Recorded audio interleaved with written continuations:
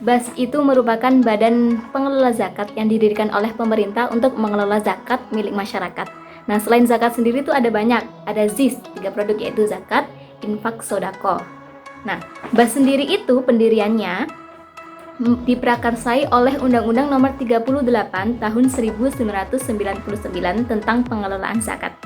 Lahirnya undang-undang ini dilatar belakangi oleh kenyataan sosiologis bahwa masyarakat Indonesia mayoritas merupakan orang yang beragama Muslim dan berkewajiban untuk menjalankan rukun Islam yang keempat, yaitu menunaikan zakat. Poin selanjutnya adalah alokasi zakat itu sendiri. Nah, kemana sih alokasi zakat yang kita kumpulkan di BAS itu? Nah, sesuai dengan firman Allah At-Taubah ayat ke-60 yang berbunyi, Innamas shadaqatu lil fuqara'i wal masakin wal 'amilina 'alaiha wal mu'allafati qulubuhum wa fir riqabi wal gharimina wa fi sabilillahi wa ibnis sabil faridatan minallah wallahu alimun hakim.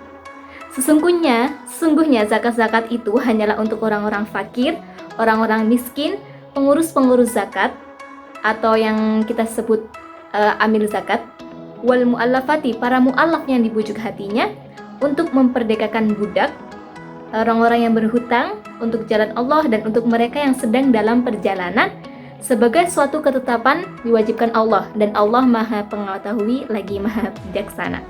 Quran Surah At-Taubah ayat 60.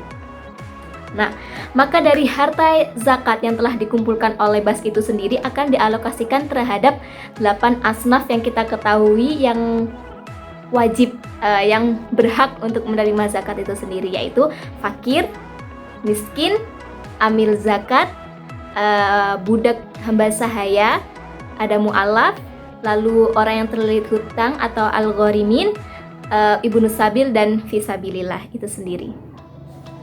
Badan amil zakat mempunyai tingkatan, ada 4 tingkatan, yaitu pertama, Badan Amil Zakat atau BAS secara skala nasional. Di situ pendiriannya itu atas usulan Kementerian Agama dan dibentuk oleh Presiden. Lalu ada BAS tingkat kedua, yaitu Badan Amil Zakat atau BAS tingkat provinsi, yang mana dibentuk oleh gubernur dari provinsi itu tadi dan atas usulan Kepala Kantor Wilayah Departemen Agama Provinsi. Lalu tingkatan ketiga ada BAS Badan Amil Zakat tingkat kabupaten atau kota yang dibentuk oleh Bupati atas usul Kepala Kantor Departemen Agama Kabupaten atau Kota. Dan yang terakhir ada namanya Badan Amil Zakat tingkat kecamatan, yang mana dibentuk oleh camat dan atas usulan Kepala Kantor Urusan Agama Kecamatan. Struktur, tugas, dan wewenang BAS.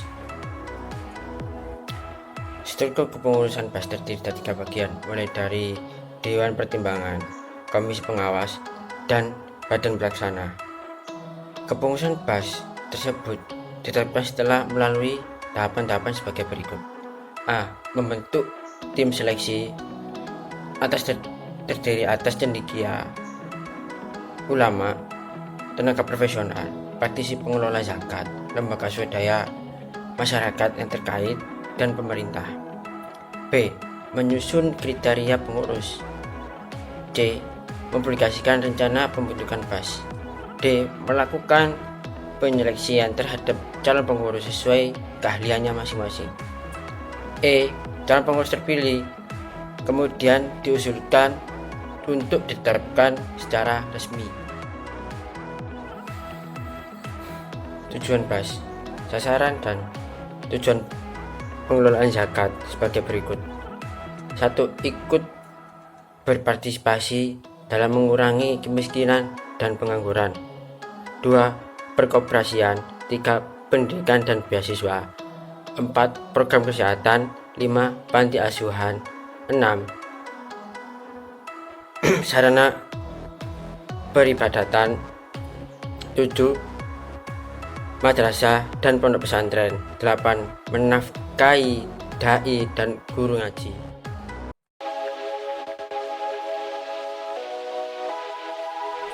Badan Amil Zakat Nasional. Profil Basnas. Badan Amil Zakat Nasional atau Basnas merupakan badan resmi dan satu-satunya yang dibentuk oleh pemerintah berdasarkan keputusan Presiden RI nomor 8 tahun 2001 yang memiliki tugas dan fungsi untuk menghimpun dan menyalurkan dana zakat, infak, dan juga sodakoh atau biasa disingkat dengan ZIS. Pada tingkat nasional, lahirnya Undang-Undang nomor 23 tahun 2011 tentang pengelolaan zakat semakin mengukuhkan peran Baznas sebagai lembaga yang berwenang melakukan pengelolaan zakat secara nasional.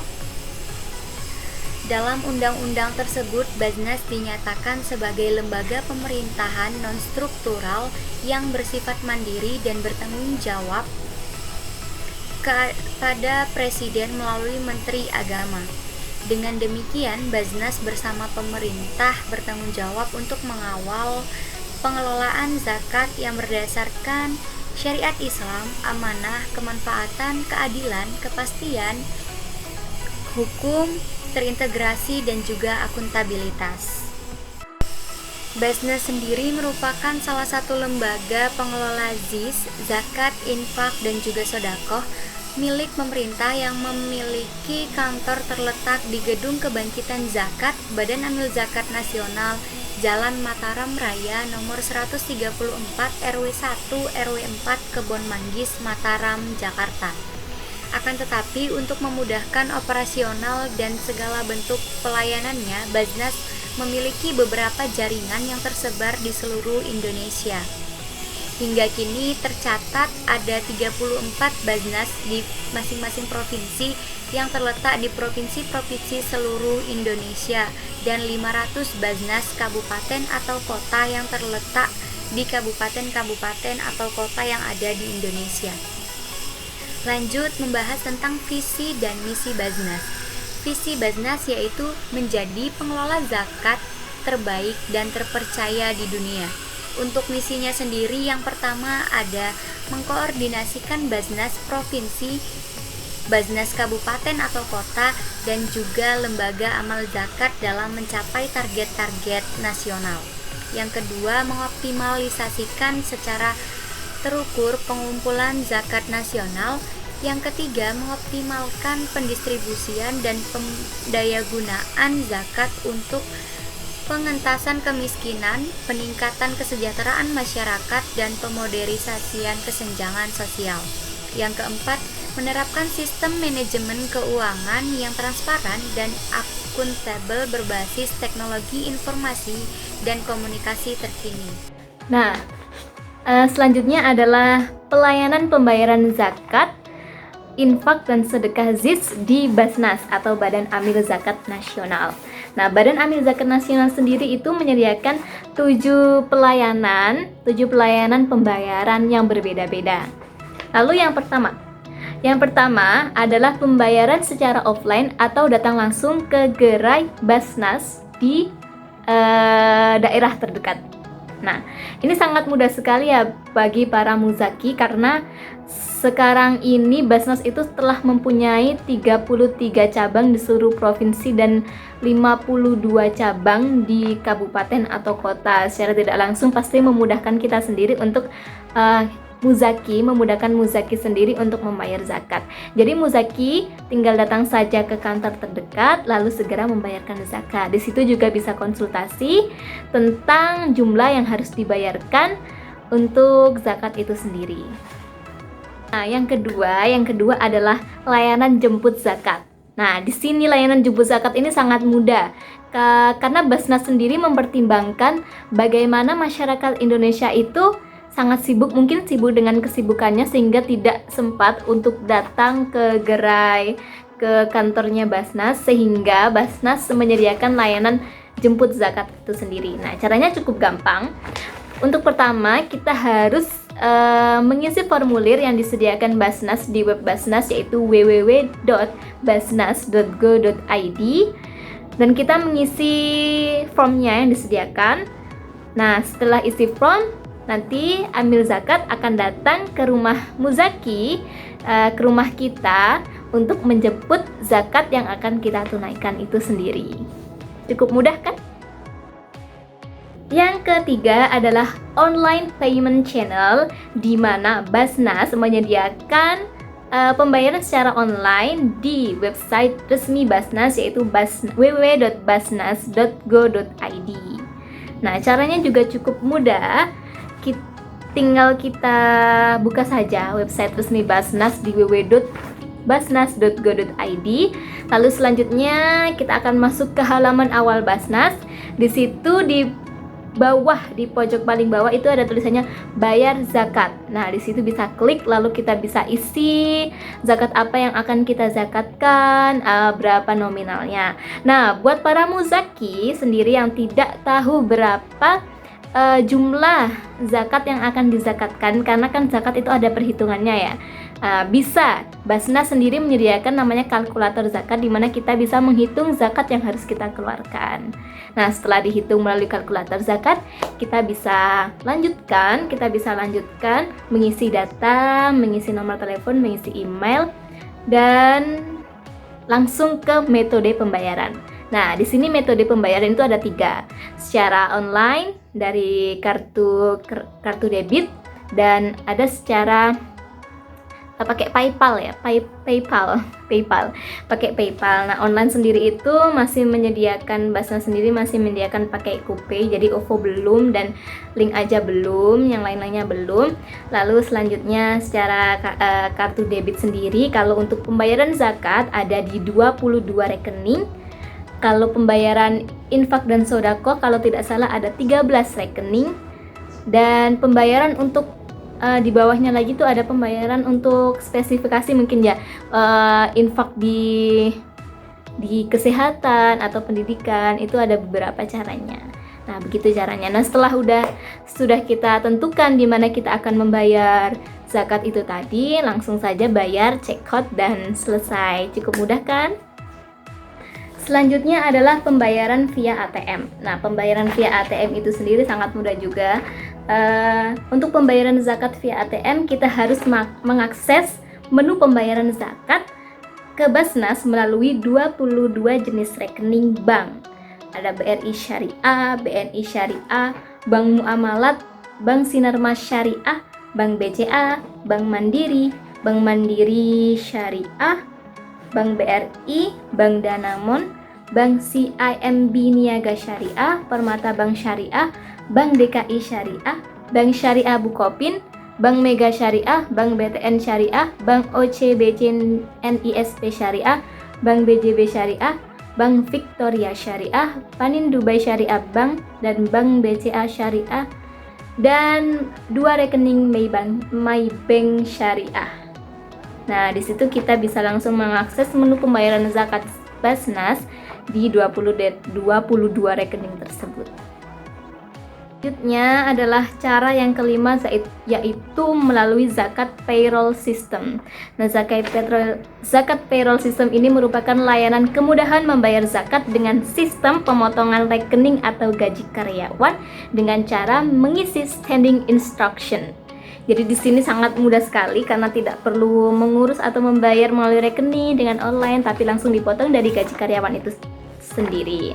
Akan tetapi untuk ini harus ada kesediaan dari para muzaki dengan mengisi standing instruction tadi, dan juga ada kerjasama antara Basnas dan perusahaan tempat muzaki itu kerja. Untuk pelayanan pembayaran zakat selanjutnya adalah melalui aplikasi Muzaki Corner. Jadi ini adalah salah satu aplikasi untuk para muzaki dapat mengakses pembayaran zakat secara online dengan aplikasi yang khusus, yaitu aplikasi Muzaki Corner. Download di Play Store, tinggal jalankan aplikasinya, dan pembayaran juga cukup sangat mudah.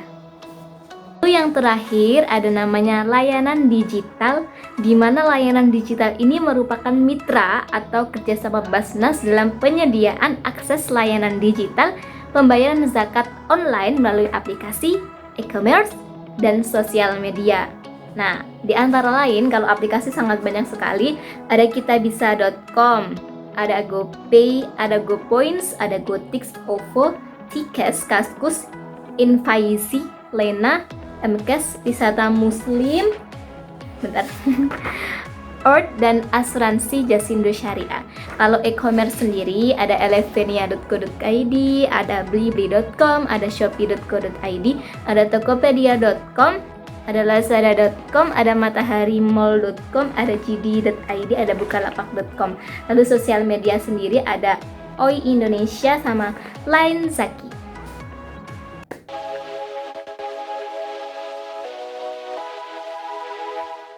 Pengertian LAS berdasarkan Keputusan Menteri Agama Nomor 333 Tahun 2015 tentang pedoman dan izin pembentukan LAS.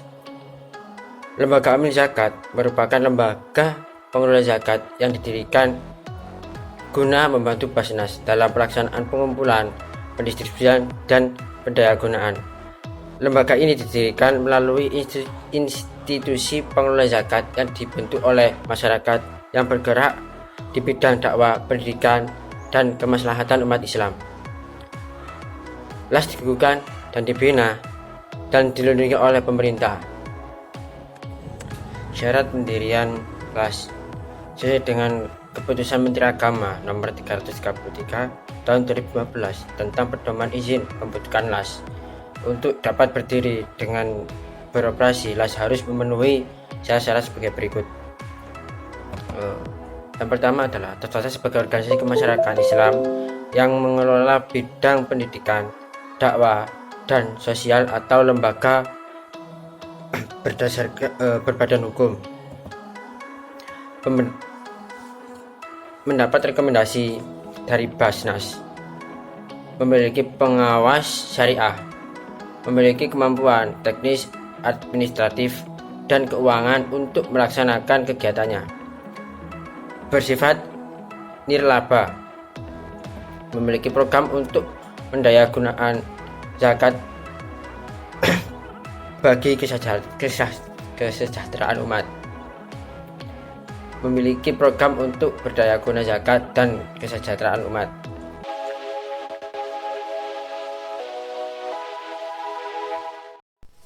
Lanjut, saya akan membahas tentang studi riset Lembaga Amil Zakat Nasional atau Laznas Nurul Hayat. Yang pertama, saya akan membahas tentang profil Laznas Nurul Hayat. Lembaga Nurul Hayat berdiri pada tahun 2001, bergerak dalam bidang layanan sosial dan dakwah. Nurul Hayat sejak awal didirikan sudah dicita-citakan untuk menjadi lembaga milik umat yang mandiri. Lembaga milik umat memiliki arti lembaga yang dipercaya oleh umat karena mengedepankan transparansi dan akuntabilitas pengelolaan dana-dana amanah umat. Sedangkan lembaga yang mandiri berarti hak mereka sebagai amil atau gaji karyawan tidak mengambil dana zakat ataupun sedekah dari umat. Pada tahun 2015, Lembaga Nurul Hayat dikukuhkan oleh Menteri Agama Republik Indonesia sebagai lembaga amil zakat berskala nasional melalui SK-MA nomor 244 tahun 2015, sehingga nama lembaga Nurul Hayat resmi berubah menjadi Laznas Nurul Hayat. Pada tahun 2017, Laznas Nurul Hayat mendapatkan penghargaan dari Basnas sebagai Laznas terbaik dengan pertumbuhan dana ZIS dalam ajang Basnas Awards tahun 2017.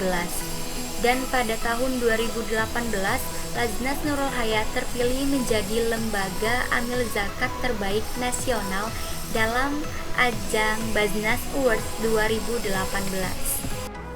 Laznas Nurul Hayat sendiri telah tersebar di 25 cabang seluruh Indonesia, di antaranya 2 cabang di Sumatera, 2 cabang di Kalimantan, 1 cabang di Sulawesi, 1 cabang di Bandung, 6 cabang di wilayah Jabodetabek, 2 cabang di Jawa Tengah, 1 cabang di Yogyakarta, dan 10 cabang berada di Jawa Timur.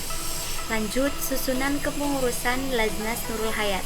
Laznas Nurul Hayat diawasi langsung oleh DPS atau Dewan Pengurus Syariah, yang mana kita ketahui DPS menjadi fungsi penting dalam berjalannya kelembagaan syariah.